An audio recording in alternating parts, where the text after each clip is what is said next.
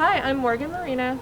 I'm Katie Bacallis. We're the head co-chairs of the Raptor rehab team at LSU. Today we're going to talk to you guys a little bit about the Wildlife Hospital of Louisiana and our resident Raptor program. We receive injured raptors that have been brought in by Good Samaritans and treated by the Wildlife Hospital. We feed them, provide continued medical care, and exercise them to get them ready for release back into the wild. Our mission is to conserve our native wildlife, to research wildlife preservation methods, and to educate both students and the public.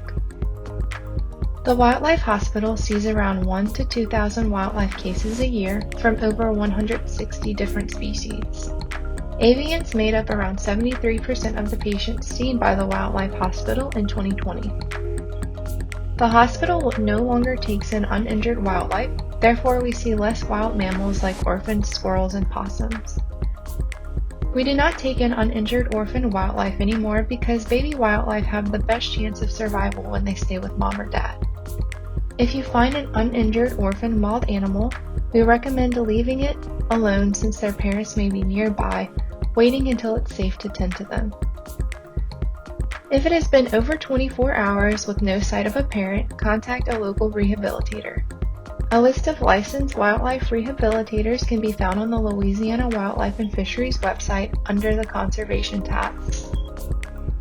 While we do encourage people to bring us injured wildlife, catching and transporting the animal needs to be safe for the person and the animal.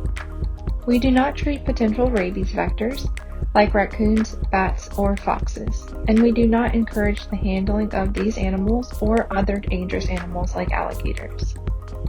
We recommend contacting your local animal control or wildlife and fisheries departments if you find one of these types of animals injured.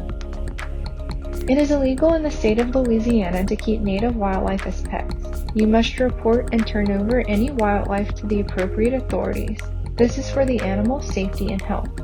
Professionals will know how to better help them if they are injured or malnourished.